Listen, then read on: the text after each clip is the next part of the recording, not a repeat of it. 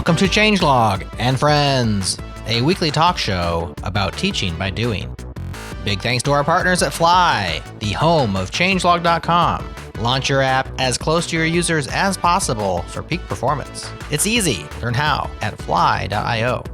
Okay, let's talk.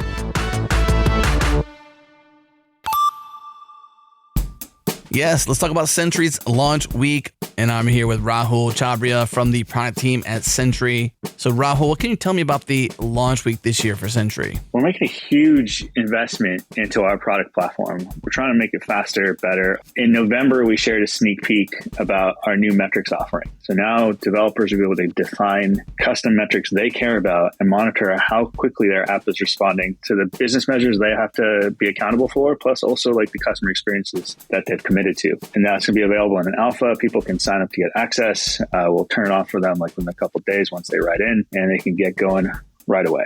And on top of that, it's like we are looking more at how do we make the product smarter. Now, I know the world is talking about AI and ML, and they're all solving like, we think like entertaining problems, but Sentry's taking a more thoughtful approach to it. We are trying to look at what is the developer trying to do? Like our goal is not to have you sit in Sentry all day long. Our goal is not have this like be a tab that you need to keep open. Our goal is to have this be a tab you open when something is wrong, give you the information you need right away, tell you how impactful it is to your user base, and if you should care. And if it is something you should care about, here's how to fix it. So we're taking a broader look at how developers use the product. Where's the noise they're seeing? Like, are they seeing repeat events? Are they seeing like things that are not critical rise to the top and have to automatically resolve them or ignore them? So we're going to make Sentry a little bit smarter with artificial intelligence to give you a more prioritized view of the issues that really matter so you can solve them quickly and move on and not be distracted by random rage clicks that are, just ghost issues. Okay, Sentry's launch week is happening as we speak. Check the show notes for a link to the launch week page. I'll be showing off new features, products. You can tune into their YouTube channel or Discord daily at 9 a.m. Pacific Standard Time to hear the latest scoop. Or if you want to get swag along the way, enter your email address at the page. We'll link up to get swag all along the way. Or join the Discord, whatever works for you. The next step is to go to sentry.io/events/launch-week. Again, that link is in the show notes.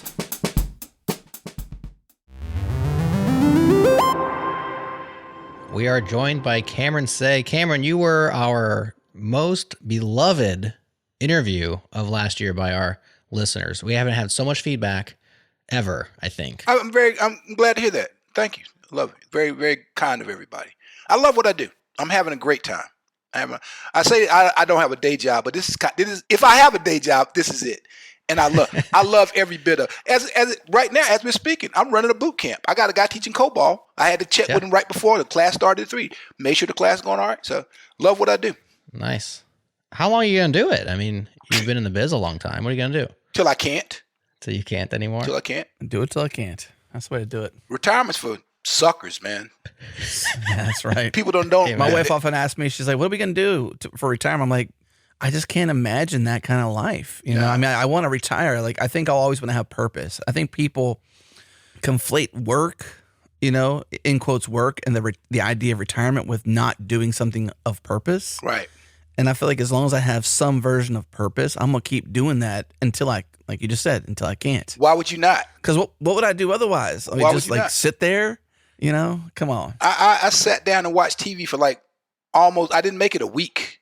I'm like, no, I got to do something. So I could probably make it a little longer than that though. Maybe like 2 weeks, It was a struggle for me. Yeah. Well, I took a week off 2 weeks ago with my wife, and we planned on nothing pretty much. We went down to Phoenix, stayed at some nice places, ate good food. And our plan was like, let's sit by the pool and unplug. And I found that to be so difficult. I could do it, but like I was ready to get back into doing stuff. Yeah. I think I need more adventure in my vacations, but I couldn't imagine that just, on into perpetuity or the end of my days. For me, it's got to be. How many times did you check in, Jared? Did you check in on anything at all? Oh yeah, of course. Well, my brain didn't leave, That's right. That's the hard part about sitting by a pool is that you got to think about something, And so maybe more adventure would have distracted us a little bit better. Yeah, I think I'm a guy like you, Jared. Guys like us, and we have spouses, we have significant others, and we have families. Guys like us can only be away from this stuff so much. Yeah. And we go on a vacation, But we're gonna check emails. We're gonna check text. I'm sorry. It's just Yeah. that's just the way it is. I mean, we can't help it.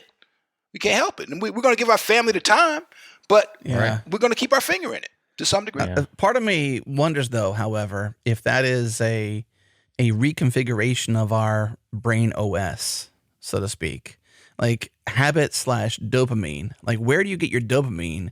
Because then you gravitate towards, the places you get that dopamine hit. And we do have brains that control us in more ways than we realize it controls us.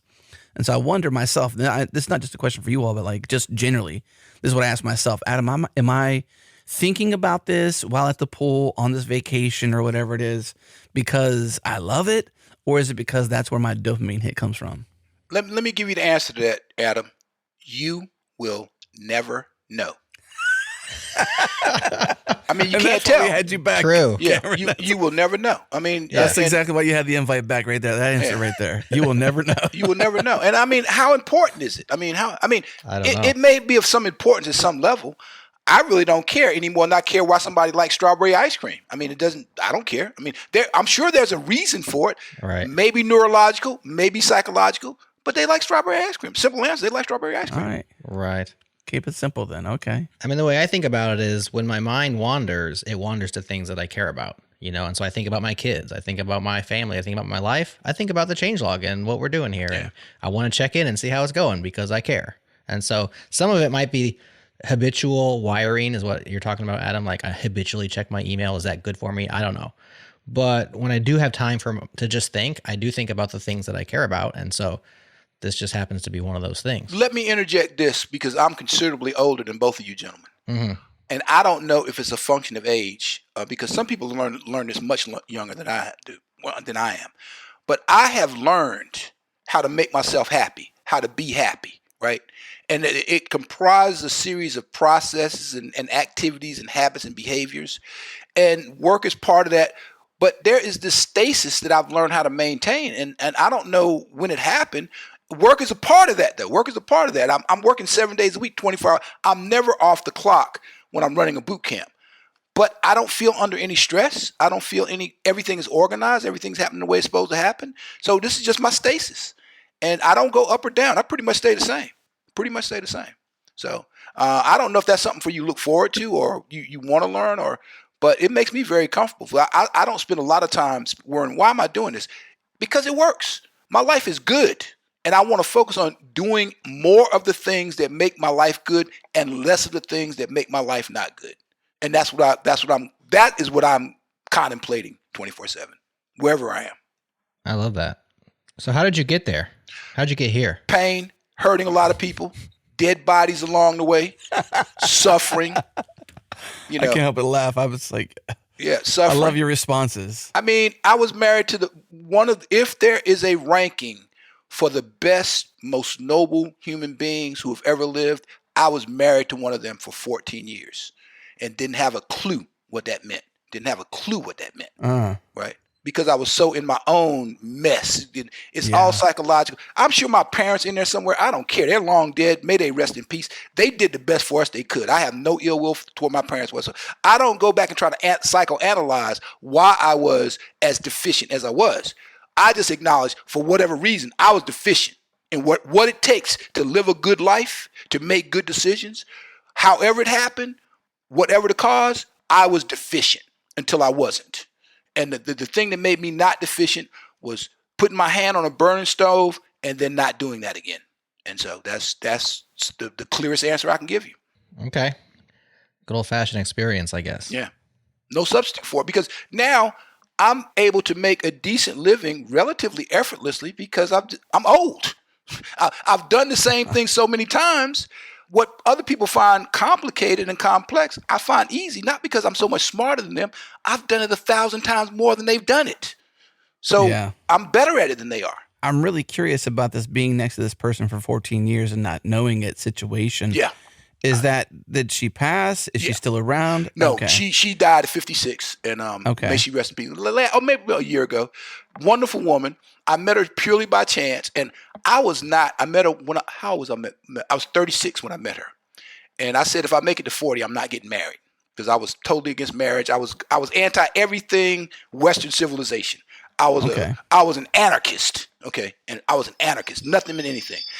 This woman treated me so good that I said, dude, you're not right for this woman, but you know that she's right for you. So for whatever reason, I don't look back with regret. I don't have any bad feel. I mean, we made up. We made up. We died when she died. We were on very good terms, but I just couldn't see it for whatever reason. My family the same way. My sister, who I'm living, she's in the other room.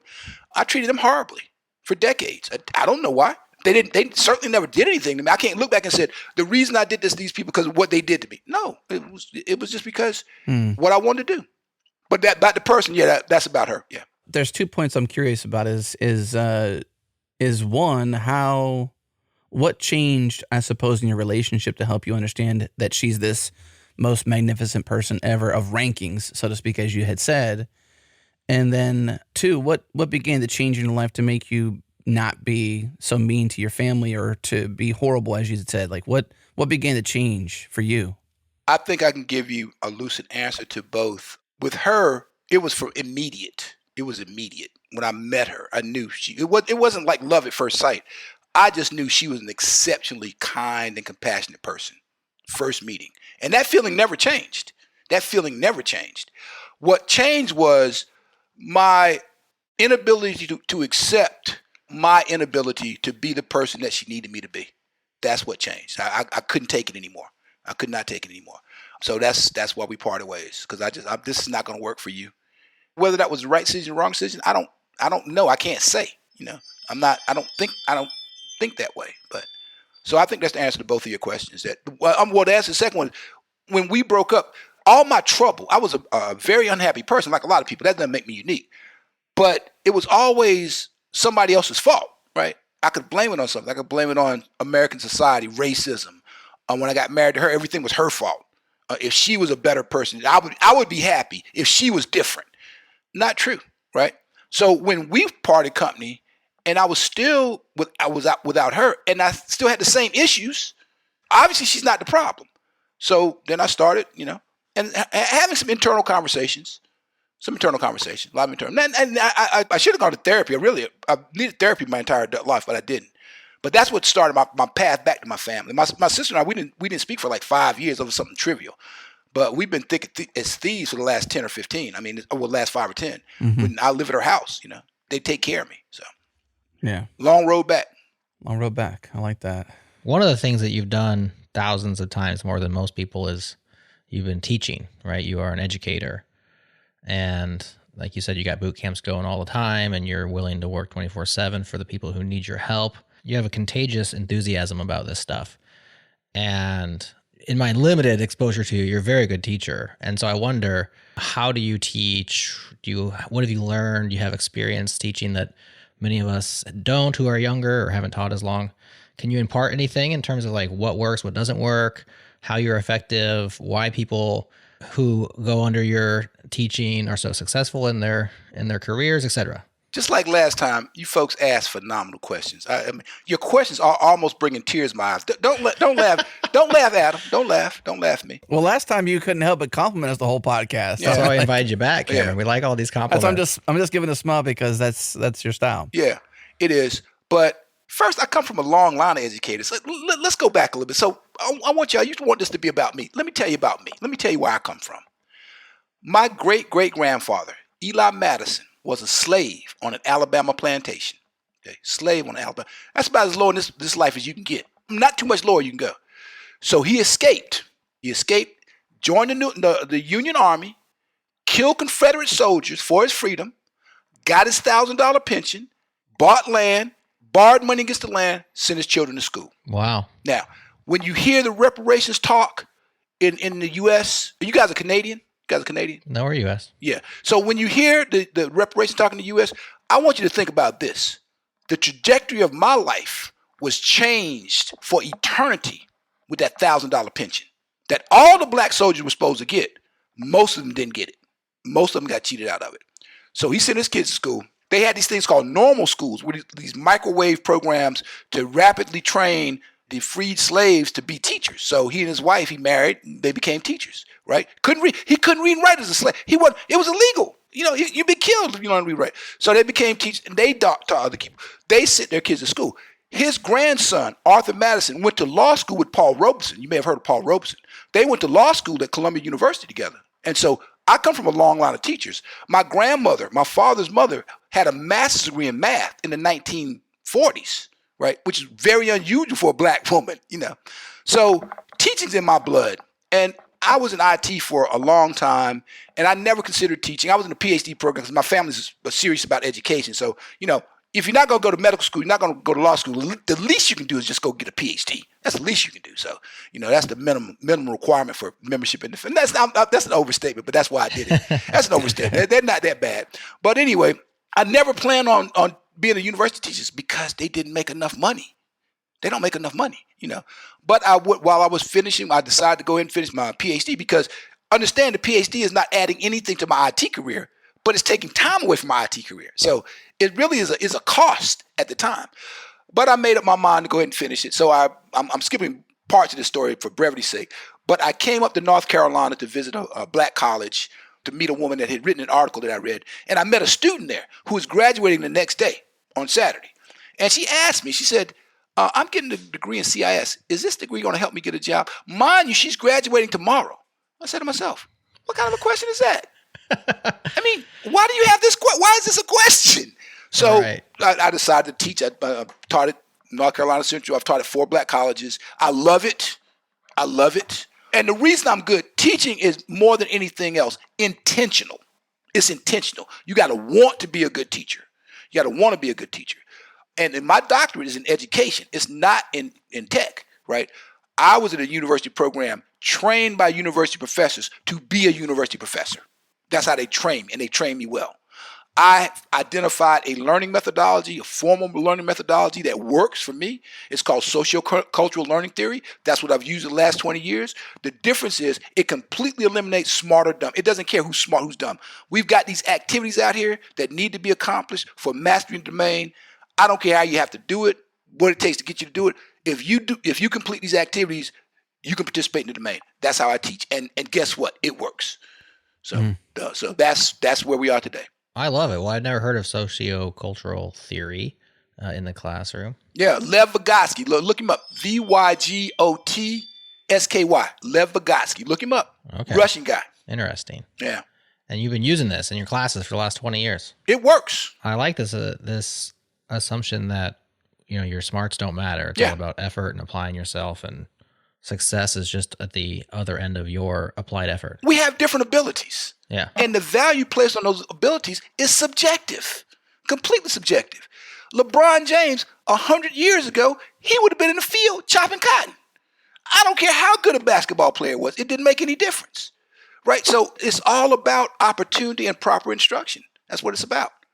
And it's driving me crazy about women because I'm telling you, I've been teaching mainframe for 20 years, and I've posted this on LinkedIn several times. I can say with complete lack of ambiguity that women learn mainframe better than men. I can say that with complete conviction that women across the board in general. Why? Because they listen and they pay attention.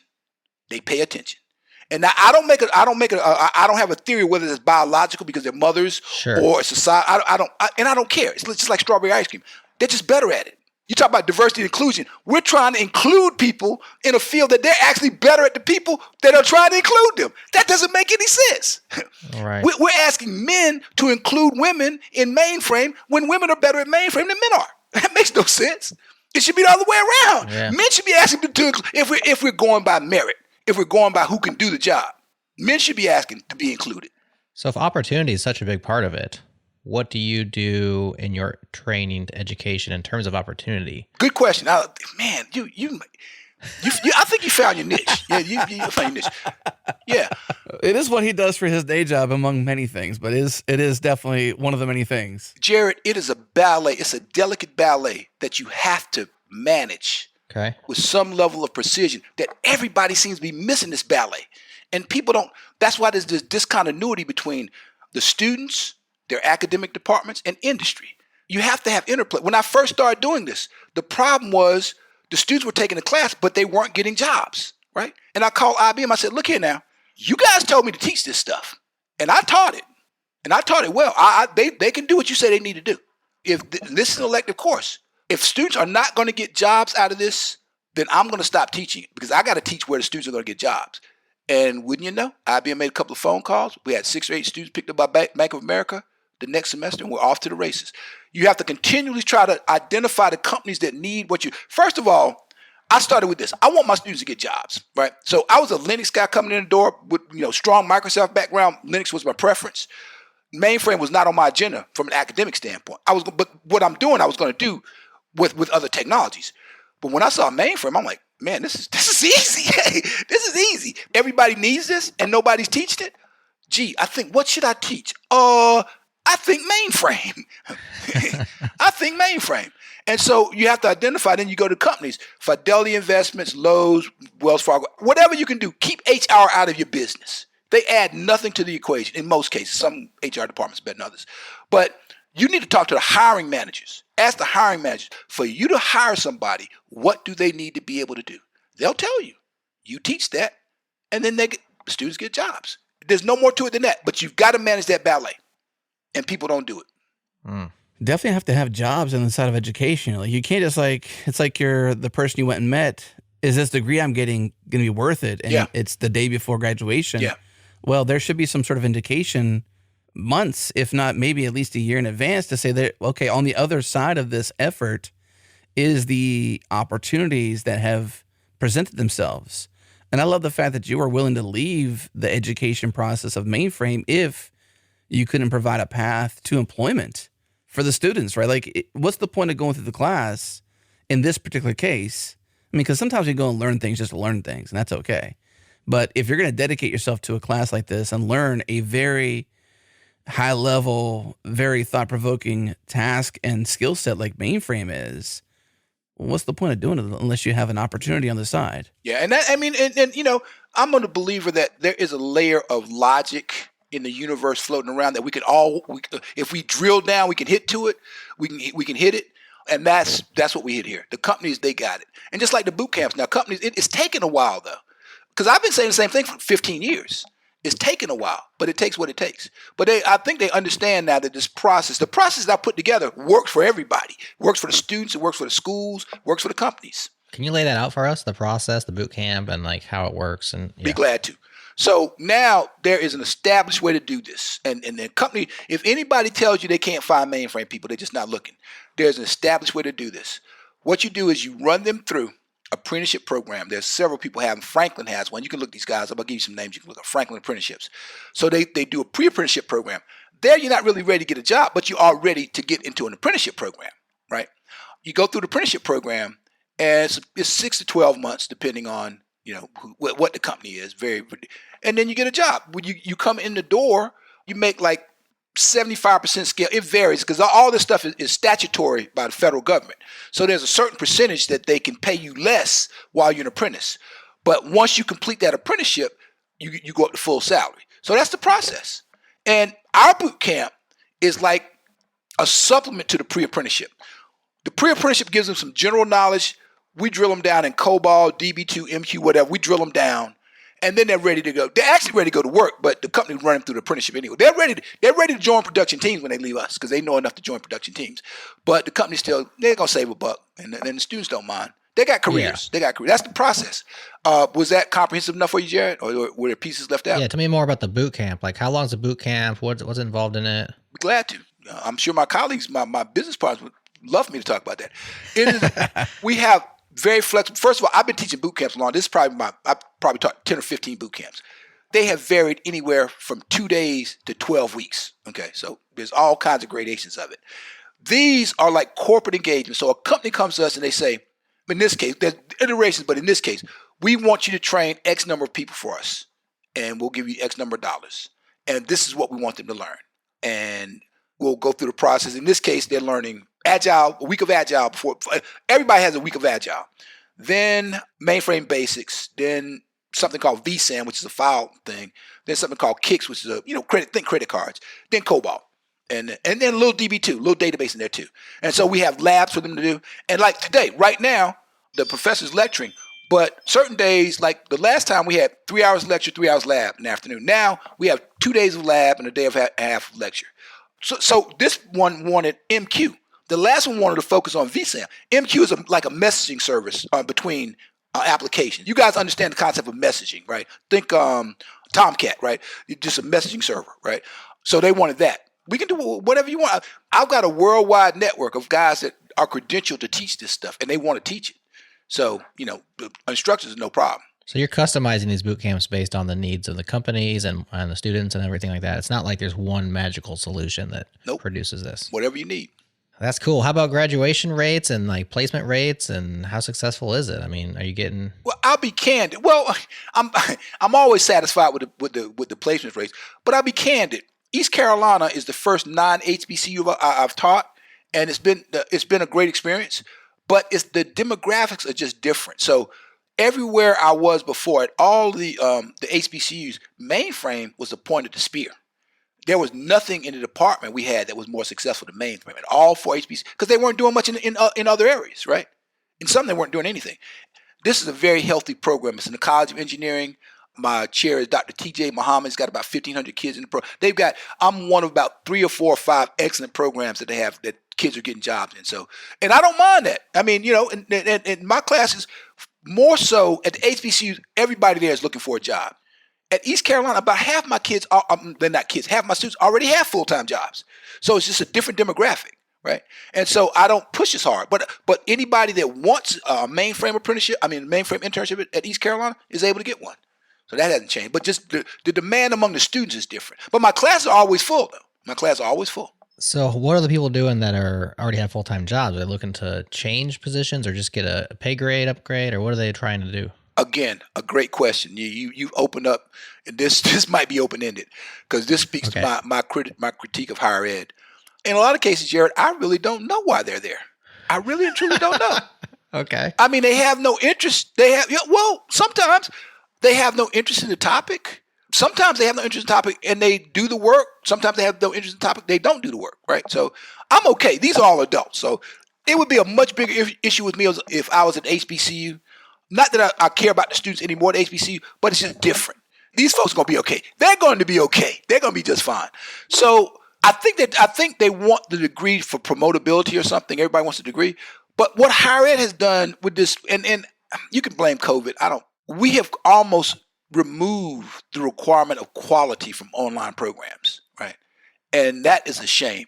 If you're an instructor, you have to figure out ways to ensure that there's quality in your program. Because if you do it the way that you can get by with doing it, there's no guarantee that there's going to be any learning outcomes, right? And that's sad. A lot of self-study. Like I'm teaching a course at community college now. And look, I'm not berating. I'm not even going to name the community college. I love the people. But this is like an asynchronous course. Now, I'm giving lectures. There's no meeting times. There's no exams, right? And I'm not the biggest fan of exams, but there's no other than you may have seen it, it's the Red Hat course. And it's a good course for what it does, but that's not the way I would teach Linux. But I don't want the community college to think I'm not grateful. I am grateful for the opportunity to do what I'm doing. But I just have a lot of concern that quality is not in where it should be. Describe quality in educational terms. Like I understand it in chocolate, let's say. So I like chocolate. I'm down with chocolate. Strawberry ice cream. I can tell you, strawberry ice cream. But how does quality get quantified in educational processes? I can give you the pragmatic. I'm going to give you both. I'm going to give you the pragmatic answer, and I'm going to give you the kind of the philosophical answer. Pragmatically, you've got a couple of things that you want the student to be able to do at the end of the class that they may or may not have been able to do when they came into the class. You want them to understand a couple of things that they didn't, objectives. You want them to leave this class with some concepts and it's up to the instructor to determine what that is and how. There's always a broad versus deep dilemma. And that comes with the turf. But once you establish your objectives, then you see, okay, what is it going to take? For me, I build activities. I want them to be able to do things on a mainframe, so I build activities to lead them to do those things on a mainframe. And then I have them write up. This is the most important thing for me. I have them write a narrative of what they just did, 100 to 150 words. So once they've done all that, I'm pretty sure they've got it. They've got parts of it anyway. Now, from the more philosophical standpoint, you want the student, and I don't know how you would measure this, but you want someone to leave a class with the feeling that it has been a profound experience. I've had several, it's not been all of them, but some of my class, many of my class, that was a profound experience. That was a profound experience. I'm not even going to use the term, I learned something there. It was moving. I was moved, but what happened in that class, what I learned, and it could be historical, it could be technical, I don't care. A guy taught me software engineering one time. It was moving. The way he taught it, it was just moving. I mean, when you're in the presence of a great teacher, it's special. It's special. But yeah, so you got objectives, and everybody's got objectives. But the problem is the way they're assessing. You can't do this with paper and pencil tests. You can't tell me. The thing is, I teach by teaching people to do the thing. To me, that's everything. To do the thing and understand the thing they're doing, right? That's success for me. Because I don't care what your GPA is. I don't care if you got 100 on the test. That doesn't mean you can do the thing. I don't care how many searches you got. Doesn't mean you can do the thing. I need to see you do the thing. That's what I need to see. Mm-hmm. Yeah, that's deep. I mean, that's kind of like a variation of learn by doing in a way too, because it's like you make them do, so they, you know what I mean? Like that's an adage of how to do or how to learn on your own self. You know, like right. You learn by doing, and if you could do it, well then, hey, you kind of know what you're doing. You learn. Think about the term expertise. You can only acquire, you can take 1,000 tests. You can go to 1,000 classes. Right. You can only acquire expertise one way. That's by doing the thing purposefully over and over again for a sustainable. Right. That's the only way that's the only place expertise comes from. And if expertise is our goal, we need to be focusing more on how to get them along that path than how to have these artificial or subjective assessments.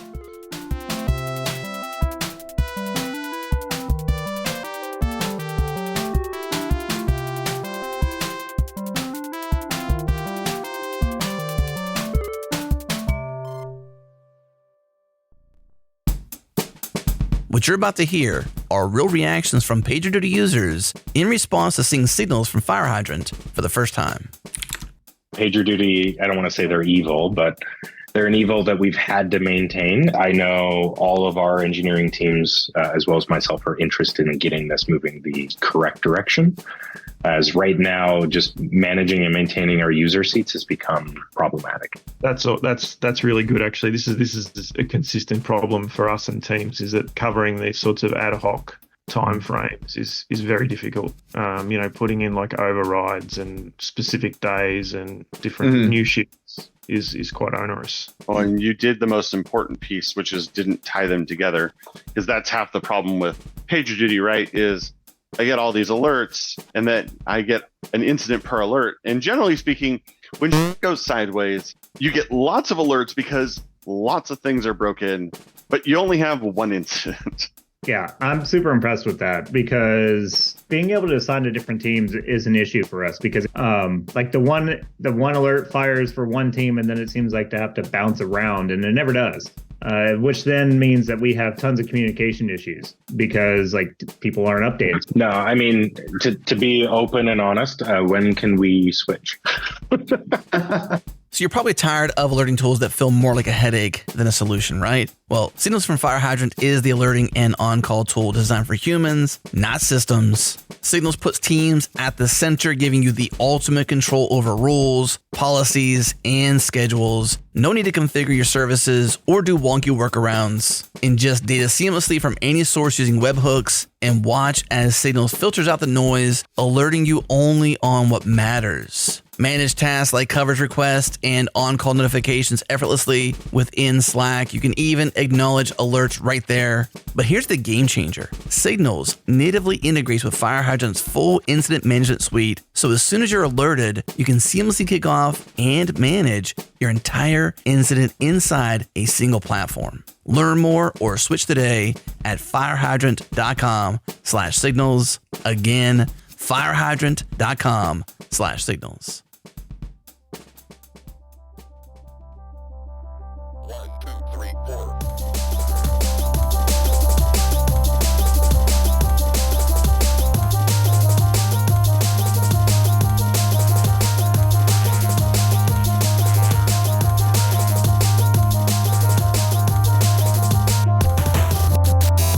Either of you familiar with Oppenheimer, Dr. Oppenheimer? Yeah, the physicist. Yeah.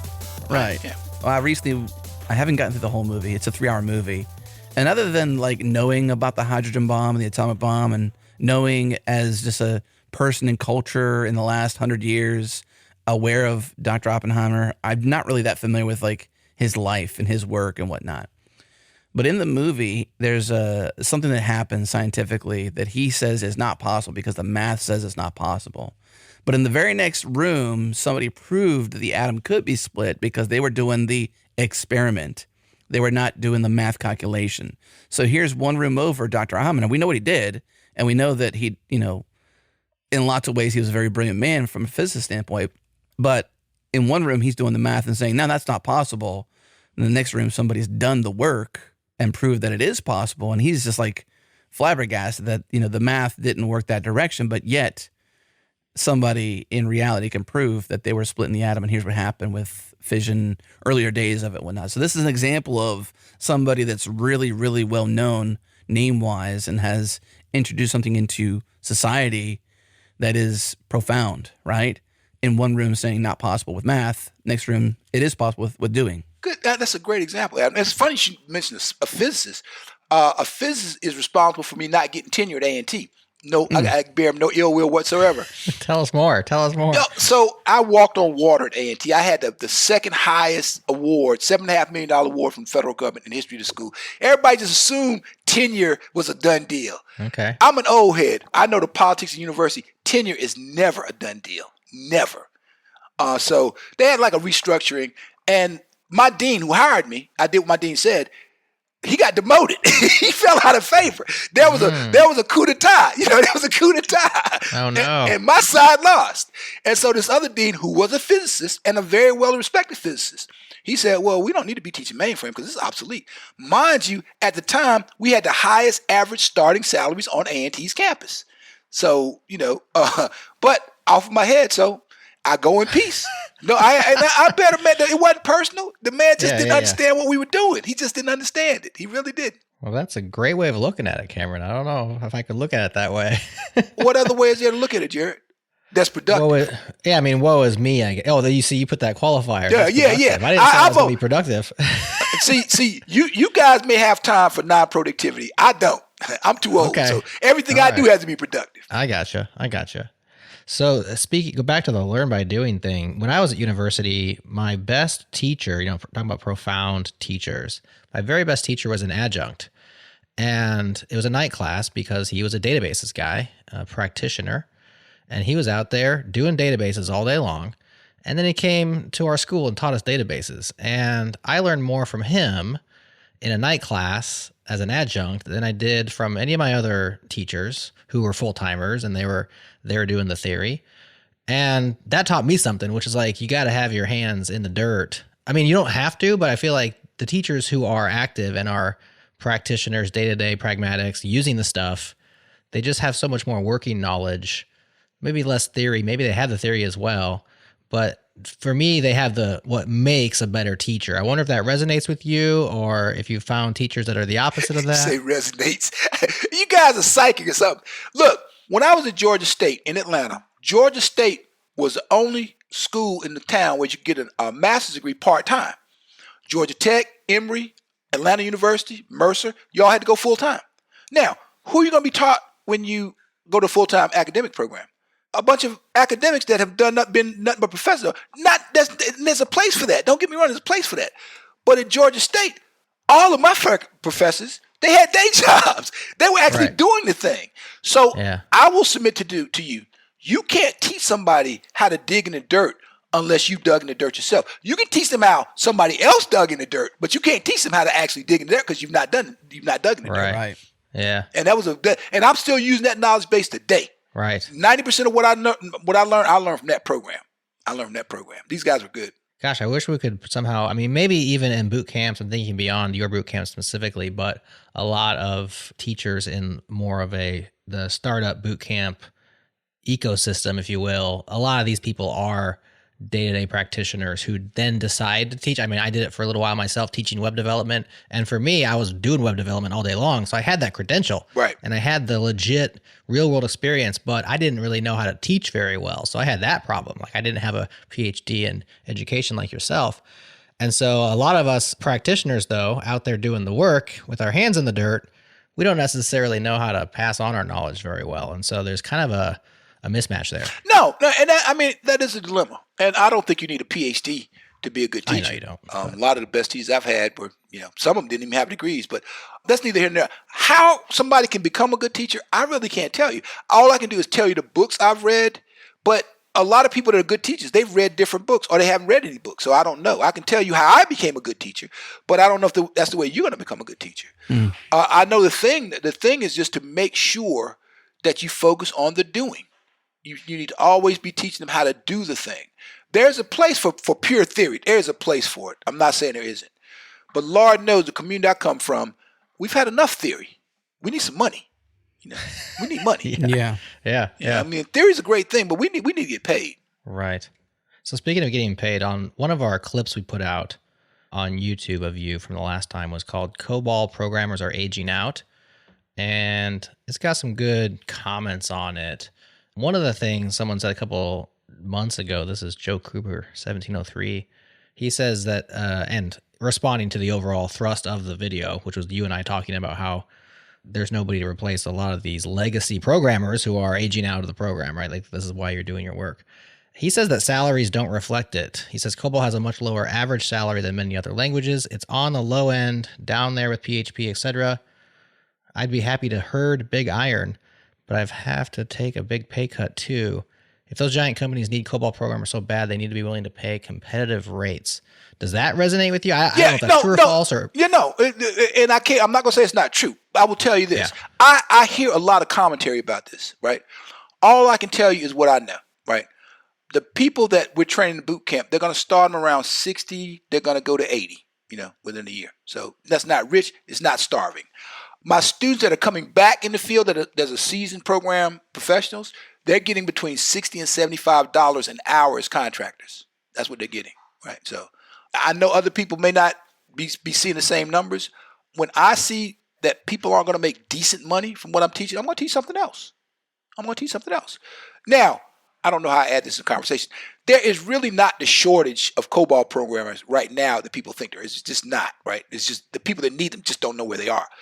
But there is going to be 5 or 10 years. There's going to be, because nobody's teaching COBOL, and these folks are retiring every day. And if you're not teaching something, and somebody leaves, somebody's got to learn how to do that, and somebody's got to teach them how to do that. So you think today's training will be more valuable 5 to 10 years out? Because no, I do. I can say that without reservation because of the dynamics of it.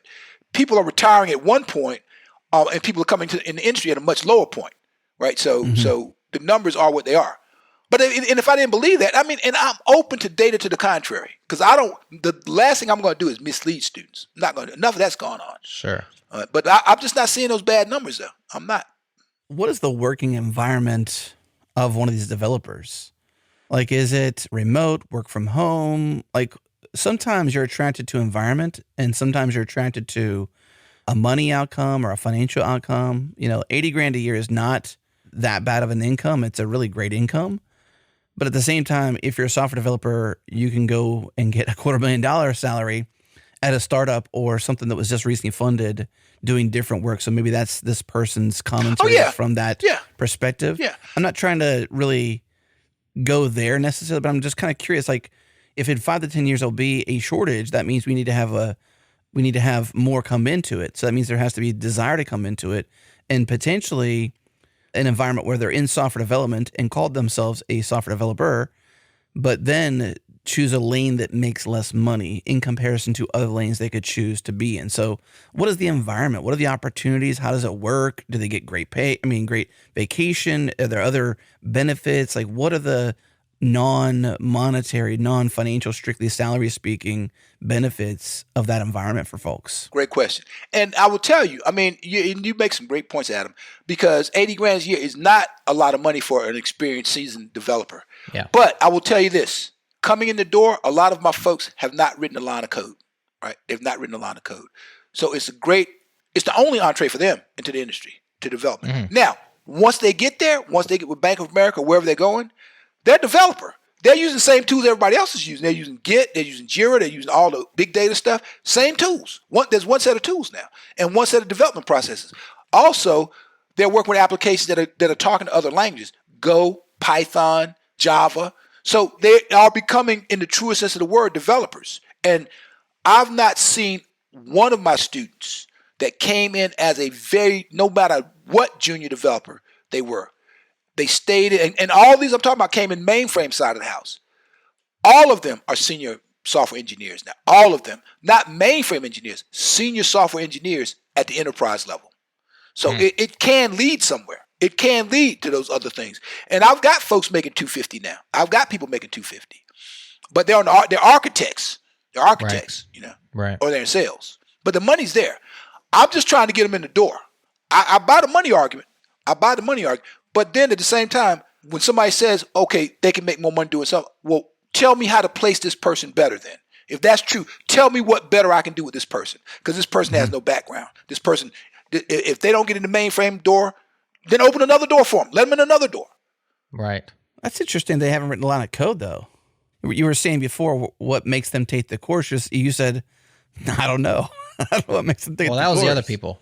Right, those were the full timers. That wasn't. Yeah, those were students. Those were university students that are taking the degree for credit. I don't know. Yeah, the boot camps. You find out the first day if it's right for you or not. You find out day one. 6 hours a day, 5 days a week. So, of the boot campers, how many of those people are just they sit down that first day and then day two you don't see them again? We've lost two. We lost two out of, we started out with 22, we're down to 20. Well, that's not bad. And we lost two, we had 14 last time, we lost two. Okay. But I don't think we're going to lose anymore. We have one young lady that's lagging a little bit, but we're working to catch. Everybody else is on par. And how do you select them? Like, how do they come in? Is it just whoever signs up, or is there a process? In this case, it was done by my client, who is an apprenticeship intermediary. They select them. We were not involved in the selection process at all. And for this court, it's not problematic. When it becomes problematic, I'm going to say, look, if I don't select the people, I'm not doing the boot camp because I don't do failure. So, but in this case, they selected, and they did a good job. I don't know what their process is. I think they have some assessments and things, but the last time we had like one little kind of high level assessment. Then we just interviewed them. We just interviewed a bunch of people because I can, a couple of conversations with you, all I need to tell whether you can do this. Because the only thing you need to do mainframe is to be able to read write at the 6th grade level and have a hell of a lot of determination. That's it. I love that. There's nothing else. I mean, that's a lot of people. That's a lot of people. Yeah, I was going to ask you what kind of skill sets required, because sometimes people they're doing something that is lower value, let's say in the job economy, and they're making less money, but the skills they're gaining in those less valuable, less paying jobs can be transitioned to something else like this, where those skill sets transition easy, or they have learned something else that in a different application are worth way more.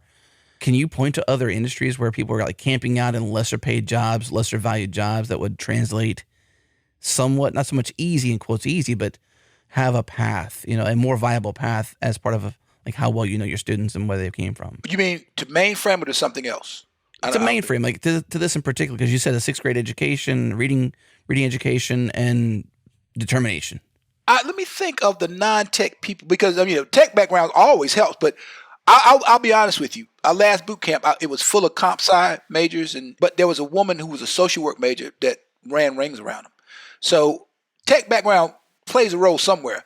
But your question was, what industries do I see? Well, more like where are people at now, where they don't have that valuable of a job, they're not getting paid as much, that if they knew of where else to go, could apply their skills. Like, what else are folks doing out there that they're not getting rewarded well enough if they could just go to a boot camp like this and reassign their determination to a new focus? Well, I mean, you may have given me something to look at, because that is really a demographic that we hadn't tried to identify, right? And maybe by default we have identified those people when we're interviewing them. But I don't identify them as being in a particular industry or something. Mm-hmm. If somebody's doing something, they don't like what they're doing, and they know they're getting some kind of marketable skills from what they're doing. They want to do something else. No, I can't give you a job role, but I think I kind of understand what you mean. What about the attributes of the social work you mentioned? You said she ran rings around them. What are the attributes of that person? Not so much where they came from. What? I don't know if she was taking notes, but I would ask a question. Okay, everybody, how do I create a data set again? And she would give me step by step. Room full of IT and comp sci majors, everybody quiet. Now, maybe they knew it, they just didn't want to answer. And she would do it over and over. And not only could she recite it, she could actually do it. I don't know how she did it, but she just paid attention. And she's at Insono now in a lead role. So, yeah. But honestly, Adam, I really don't try to figure it out that much. I know having good parents is good. Not necessarily money, but somebody who teaches you something about, delayed gratification and seriousness of life. That's true of just about all of my students. All of them come from, people. Somebody brought them up right. Not necessarily money, but somebody just taught them right from wrong. Sure. The basics. Well, determination, that's taught to a certain extent. Some people, I think, maybe are born with it. I don't know, more or less. But a lot of times you learn determination by example. Like, someone in your life who's over you, whether it's your mother and father or whoever, a boss, an uncle, a teacher, and this person's just not going to give up. And you are alongside them growing up or whatever, and you see them, and then you see their success, and you're like, okay, that's what success looks like. It comes on the other end of this determination. And then you just do what people do, is you just start to mirror that in your own life, and then eventually you own it for your own. And I think it's such a huge predictor of success in so many aspects of life. You're absolutely right. In two cases, my ex-wife, Adam, you mentioned the courage she showed. She fought brain cancer for 10 years. The courage she showed, you can't witness that kind of courage, that kind of resolve without it affecting you. And my maternal grandmother, who I watched go through serious health challenges living with us, never complained, never had a bad word to say about anything. Every day, she was a double amputee. She just wanted us to roll her out on the porch so she could watch the squirrels play in the trees. And when you're around that, it affects you. At least it affected me. Yeah. So 6th grade education and plus determination equals success in this program. Yes. I feel like let's get more people into this program. You know what I'm saying? Absolutely. Send this out. Here. And I will say this because I know you guys are tech guys. I am playing with a bunch of different early models, like with middle school people and high school people. People are reaching out to me, and there's only 24 hours in a day, so I'm trying to work them in. But I'll keep you guys aligned. It's not necessarily mainframe. We're just trying to get them into thinking. This is all about thinking, solving problems. All right, so I'll keep you guys posted about that. That's interesting. Well, I just think if you have this vacuum coming, essentially, or I guess brewing, really, in 5 to 10 years of a need, when folks do begin to, further age out, and you've got less, you don't have the problem now, but in the 5 to 10 year mark, there's a bigger problem where you have less incoming. You'd want to keep this program full, and not just marketed, but for marketing's sake, but for help's sake. There's lots of people out there that choose a different opportunity because the opportunities are limited. And so their choices are limited. And so they choose the best of what they've got available to them, which is how kind of we all are. But, if you can transition, if you got this education, you can have this determination too. I was going to say, Jared, you can probably teach them determination as well. If you can, maybe a prereq to this class is those skills that you mentioned, those attributes, but then maybe a week on determination, Might take longer than a week, but I like the idea. I do too.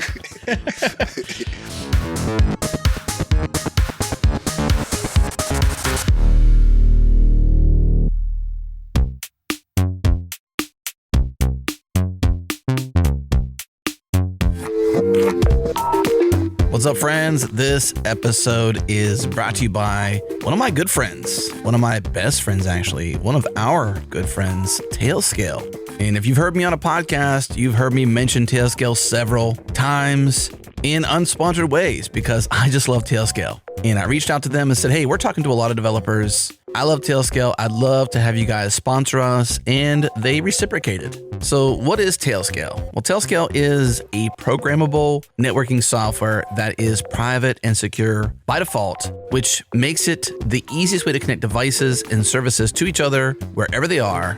You get secure remote access to production, databases, servers, Kubernetes, VPCs, on-prem stuff, anything It's fast, like really, really fast. And you can install it anywhere. Windows, Linux, BSD, Mac OS, iOS, Android. It is an easy to deploy, zero config, no fuss VPN. It is zero trust network access that every organization can use. So what can you do with Tailscale? You can build simple networks across complex infrastructure. They have ACL policies to securely control access to devices and services with their next-gen network access controls. You can replace legacy VPN infrastructure in just a few minutes. You can use device posture management to granularly restrict access to resources based on a wide range of attributes like OS version, user location, and more. You can save time with a trusted and proven networking solution that just works. You can transform networking security with a modernized set of solutions built on revolutionary protocols designed for today's mobile and multi-cloud era. You can securely connect to anything, no matter what operating system, hardware type, or configuration is in place, such as your GitHub runner to a database on-prem. You can authenticate without authentication using Tailscale's app connectors. You can send files securely to any node on your Tailnet using Taildrop. You can code from your iPad even with Tailscale and VS Code Server. There's just so much you could do with Tailscale. Like the limits are literally limitless. And that's why I love Tailscale. I've got 28 machines personally that I manage on my Tailnet. And if you've heard me talk on the podcast, you've heard me mention Tailscale at least once or twice. But today, you can try Tailscale for free, up to 100 devices like me, and 3 users for free at tailscale.com. No credit card required. Again, it's free, up to 100 devices and 3 users, all for free at tailscale.com. No credit card required. Have fun.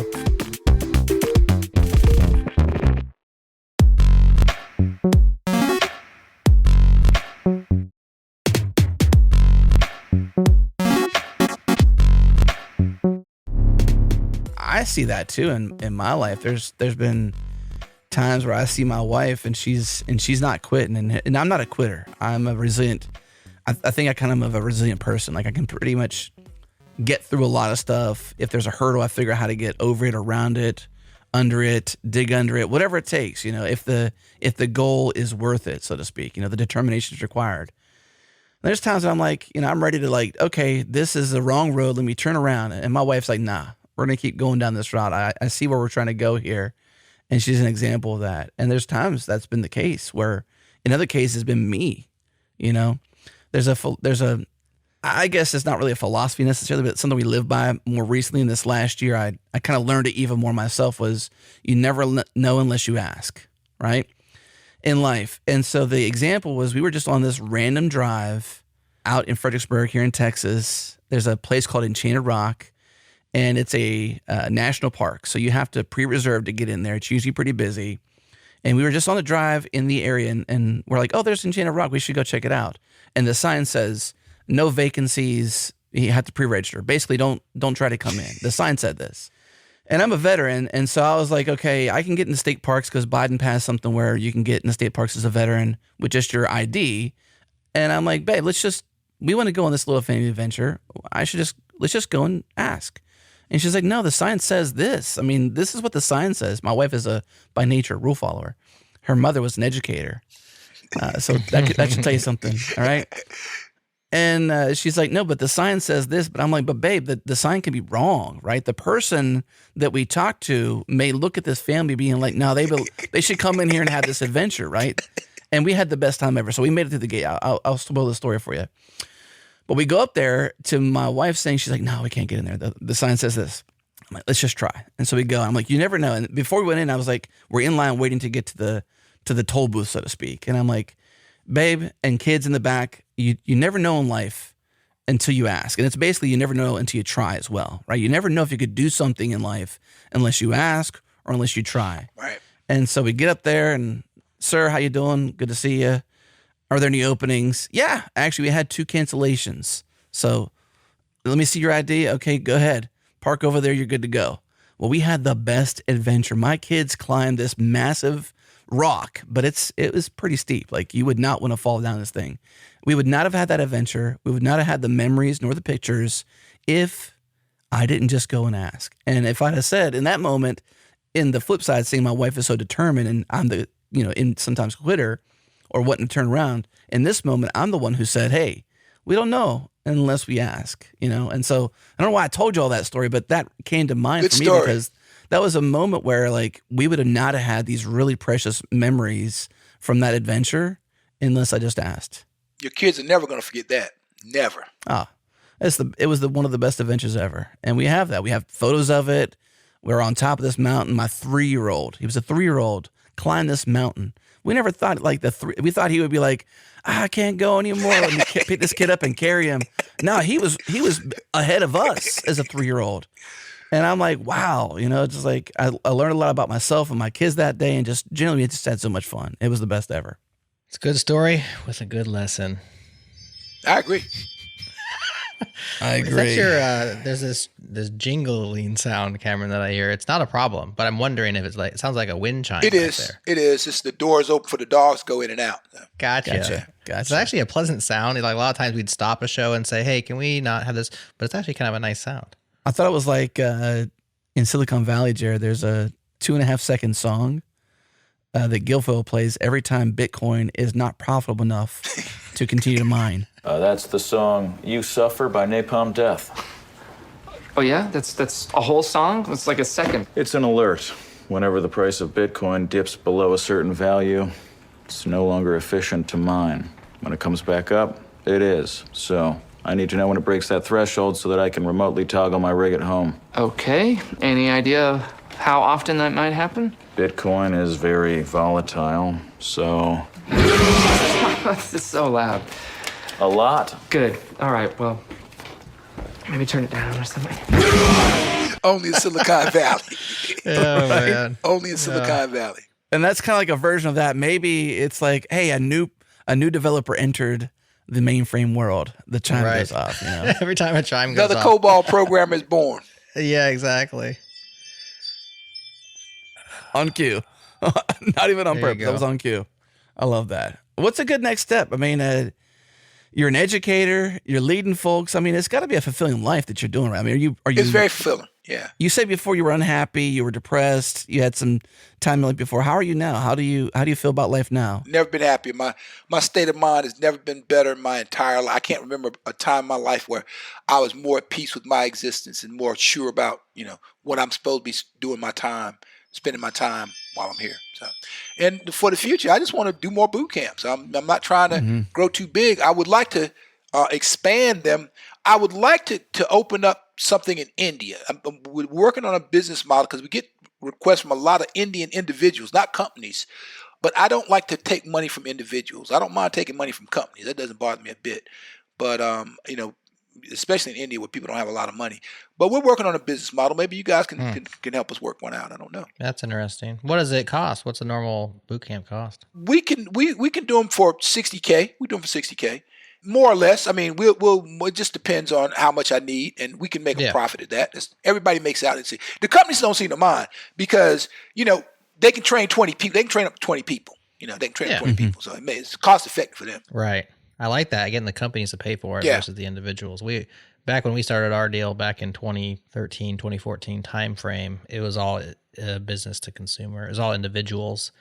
And that was always very difficult because they're having to come up with some cash up front. And then there's other models we know that people have tried where you don't pay until you get a job and with more or less success. But a lot of these boot camps are expensive for individuals, but for a company and they're getting the value out of it. Yeah, that's a win-win-win. Yeah, I mean, I just if they say that's too much, I'm like, okay, call us back next year when it's not too much. Yeah, because this price is right. This price is right. Yeah. So in the areas that we run in, which is a lot of startups and big tech firms, there's been a lot of trepidation lately. There's been more layoffs. There's been the release of more sophisticated AI programmers. Devin, the most recent one, made a wave online as being a more sophisticated code generation AI tool that can kind of start projects from scratch and code them up from scratch. So we're all sitting here thinking about our own jobs over the next 5 to 10 years as working software developers. And a lot of people have gotten laid off, and there's so much competition amongst even senior engineers who've gotten laid off. They're having a hard time getting rehired. And so people are out of work for extended periods of time. I'm wondering if you've seen any of that from your perspective there, if you're feeling any of that, if there's talk of, we don't need another boot camp, Cameron. We're going to train an AI to do all of our COBOL programming for us or stuff like that. No, I haven't heard that, but I've heard of it in other sectors. I mean, one of the problems with COBOL to do AI is that so much of the business logic is embedded in the program that they're going to be really hesitant. There's this general hesitancy to just refactor that, because you gotta understand what those, particularly if you're going to move it to another language. Moving it to using COBOL is less problematic, but just leave the COBOL code. Just leave it alone. It's fine. It's fine. If you want to let AI do an analysis of the code, that's fine. Just leave it alone. It's okay. It's not hurting anybody. Sure. What about like the mainframe? Like the people who are maintaining the mainframes now and will be retiring over the next 5 or 10 years. Oh, I'm not seeing AI touch the systems programmers, the guys who actually write the assembler code that keeps everything together. I'm not seeing it touch them. I'm not seeing them in the least concern. And maybe look, I know probably less about AI than any other IT professor you find. So I'm trying to bring myself up to speed, but it's even a little too fast for me. But I've not seen any concern on the part of the senior engineers mainframe side. Not there shouldn't be any, but I've not seen it. Yeah, fair. I would imagine since it's because of its age and depth, I wonder if documentation, like how would an LLM really repeat or know, so much. Like there's got to be a lot out there. Yeah. But it's also behind the doors. It's proprietary in a lot of cases. So the LLM has to train on some sort of model to get there. But Adam, that is a good point. A lot of this stuff is in people's heads. It's just in their heads. It's also like the most high risk code, right? Yeah. Like this is like financial transactions. Yes. Where, there's more high risk than finance, but it's pretty high risk, right? Yeah, it is. It is. It can do a lot of damage. There's things with military and other code that's probably more lethal, but this financial stuff can cause us a whole lot of problems. You don't want to play with it. Well, our Practical AI podcast guys did have a Jack Shanahan, who's a retired lieutenant general from the JAIC, the Joint AI something. I don't know.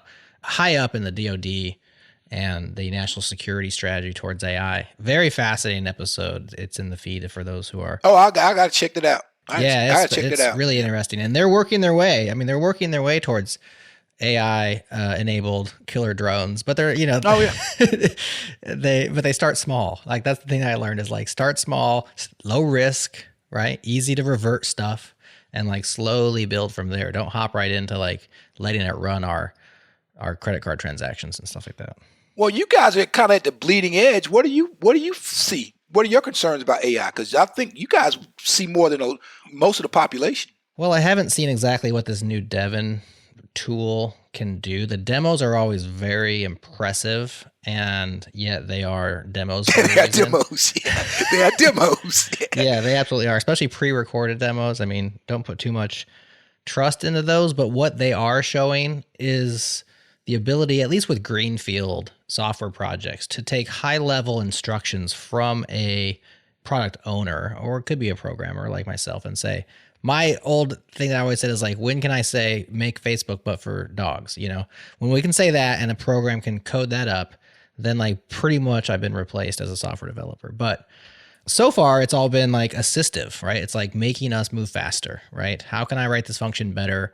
How do I not have to remember so much, et cetera, et cetera? That's all great. I think that's probably my personal take. I think that's where this current stage of technology with the transformer models kind of stops, it plateaus, and we just get better tooling based on the current LLMs.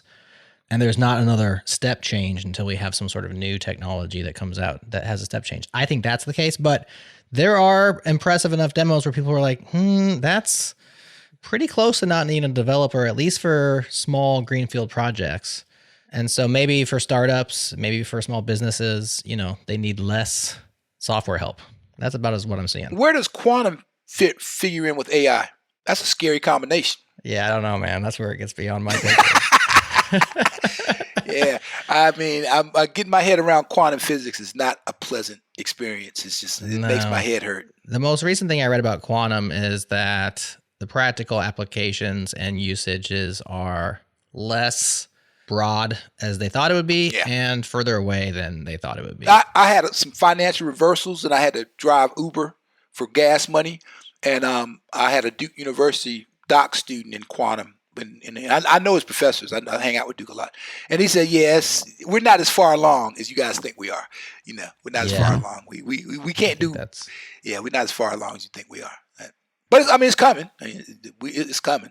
Don't know when. Well, 3 years ago, we weren't as far as we could be as we are today with LLMs and training models and stuff like that either. I think it really does get, back to Silicon Valley, to Guilfoyle's advice to Rich, or to what was his name? To Jared. Sorry, it was the other Jared. Not you, Jared. Yeah, his name was Jared. Not me, Jared. Well, his real name was Donald Dunn, but everybody called him Jared. It's a whole thing.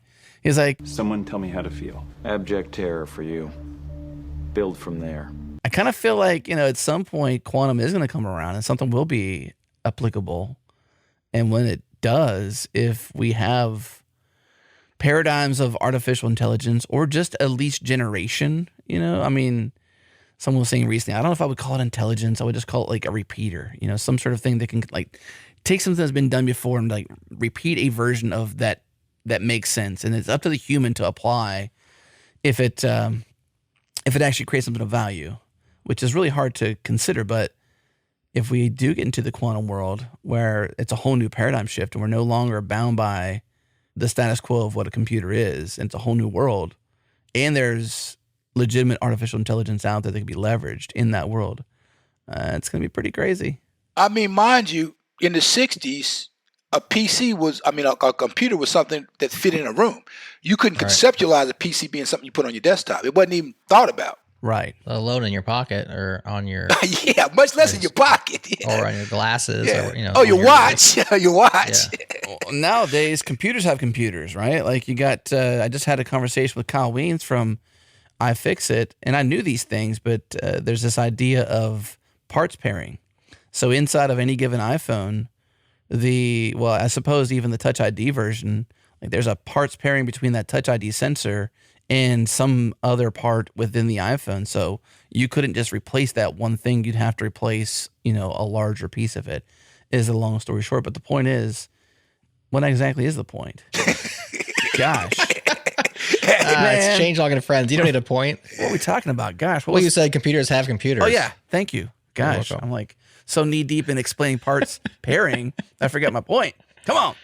Yeah. I mean, that computers have computers. Essentially, like you have a part that has its own smaller microprocessor that has a serial number and things like that. So when you pair it with another part, they essentially talk and say, okay, well, because your part has a microcomputer in it, I can tell its serial number, I can tell it what it should be. Okay, I reject that one, or I have a different way of working, or a more, an alternate version of working, maybe slower clock speed, et cetera, because that part is not in quotes verified because the microprocessor, the computer within the computer, says, I'm not an OEM, I'm not an Apple original, you shouldn't trust me kind of thing. Or the other part says, because you're not OEM or Apple original, I can't trust you and operate the same way. So therefore, I operate in a degraded way, which I think is just so interesting. Like your computer literally has its own computers within it. It's kind of crazy to think about. But thanks for getting me back on track there, Jared. I was lost for about a second there. I couldn't tell. Parts pairing, man. Parts pairing is interesting. That was a good conversation. We were there with you. We were like, here comes the big point. Here comes the big point. Well, any given reason. Well, good to hear that there's not major things going on from your perspective in your particular sector. That I hear about. Yeah, I mean, that I hear about. Less the AI stuff right now, I think, and more that just paired with the fact that there's a lot of trepidation around jobs just in big tech and in startup land in Silicon Valley area. Of course. And so a lot of people are hurting right now, and it was weird because we thought we were kind of coming out of it in terms of end of last year, coming into January, things were looking up, and the market has never been better. And they keep telling us this. You can look at the numbers and they're all big, but the layoffs are still happening. The work conditions are still not great. Opportunity is scarce, and a lot of very talented people are out of jobs, which means they're all fighting for the same jobs. Right, and that's tough. Young cats like you out that's still in the wars, that's got to make you real uneasy. Me, I could care less. I'm at my last stop. This is where I'm going to be. Yeah, this is where Fair. when I leave here, you're gonna find me right here. So I'm be right here. But it's got to be. I mean, that's got to be a concern. You know, I don't know because you don't know. Coupled with AI and the economic stuff, it's just a very unpredictable landscape now. Yeah. And I hope one doesn't even know what skills to acquire. You know, you don't even know what skill set. Right. Can I sell this? Yeah, I mean this.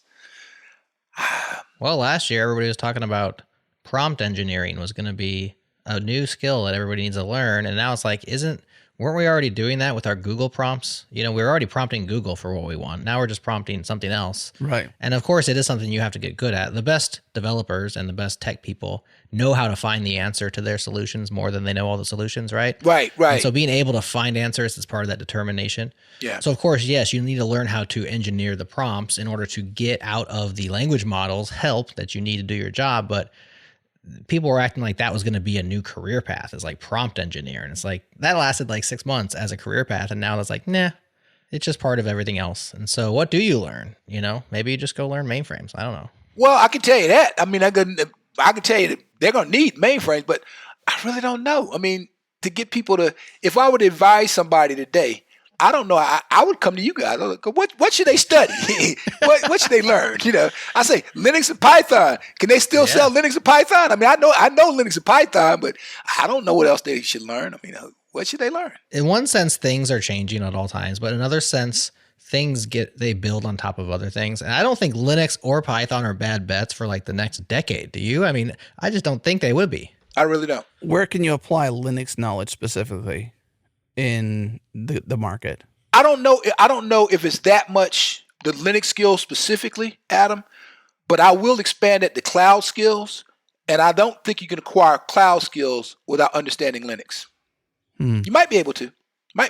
At that point, isn't it simply just APIs and interfaces and I suppose determination because like you're willing to like get past certain things? Agree. No, I agree. I mean, you're kind of a couple of steps removed from Linux. You may have the understanding of maybe even like kernel things or which flavor of Linux suits the best task.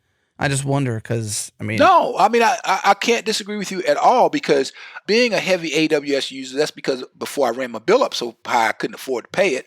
But I'm like, okay, I would not know how to teach an IT curriculum today because I would teach them these constituent technologies separately, like database, web programming.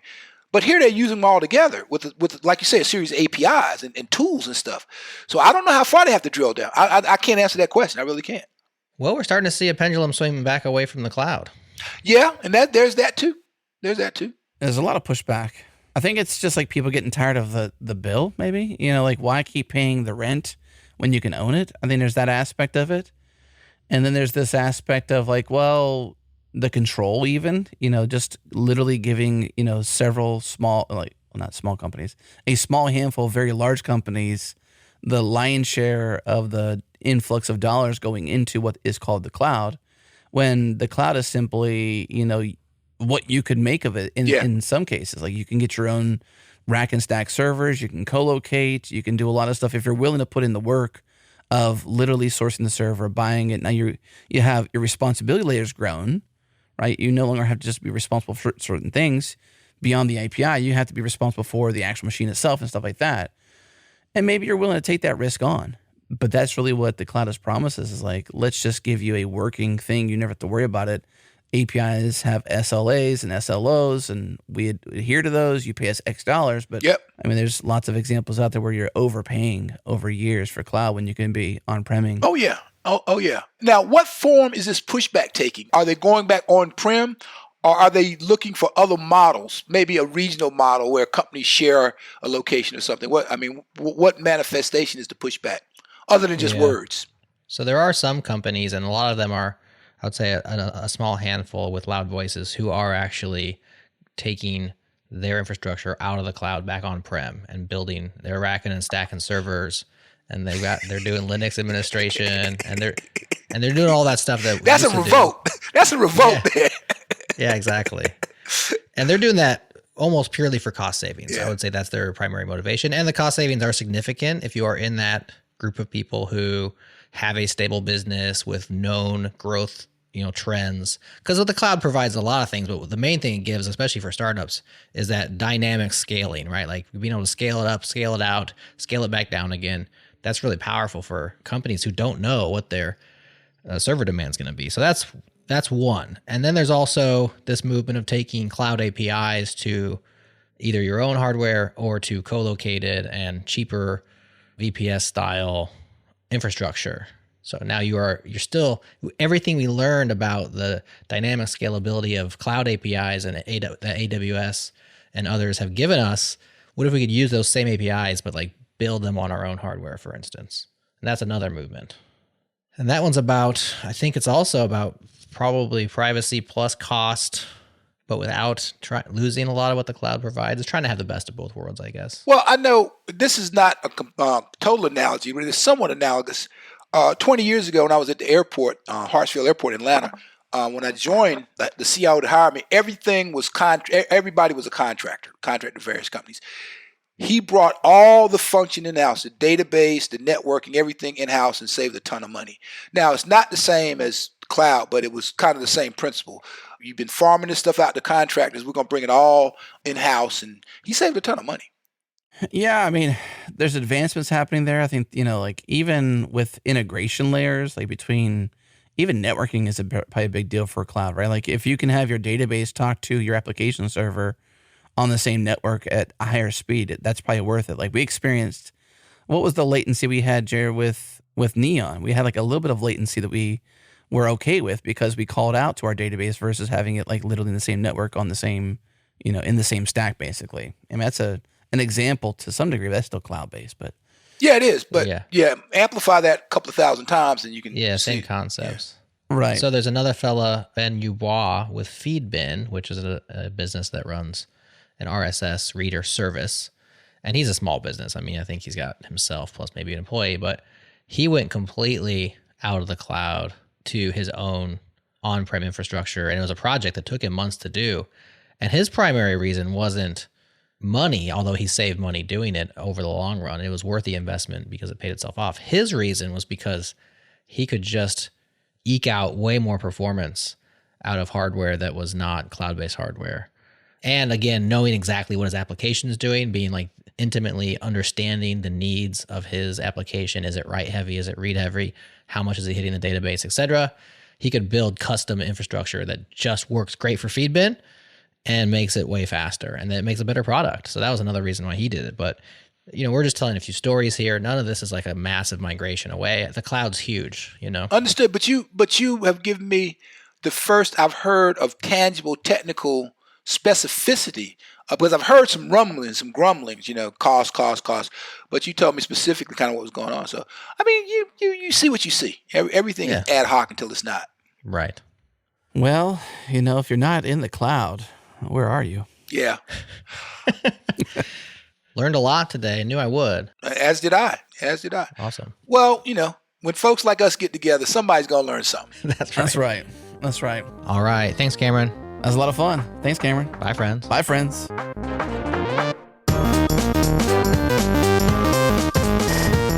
We had so much fun talking to Cameron, and we hope you enjoyed it too. The guy is just so enthused about helping people, about educating, about living life, and that enthusiasm, it's contagious.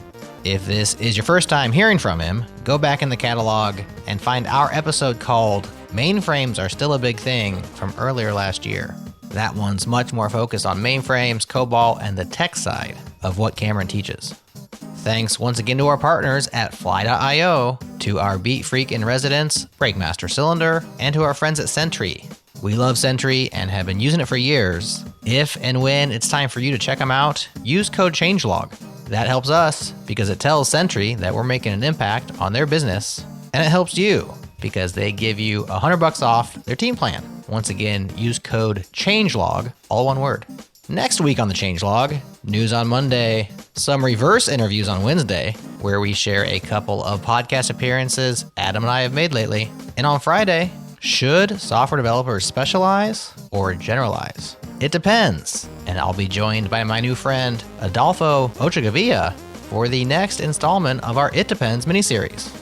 Stay tuned right here. Please share our work with folks who might dig it. And let's talk again real soon.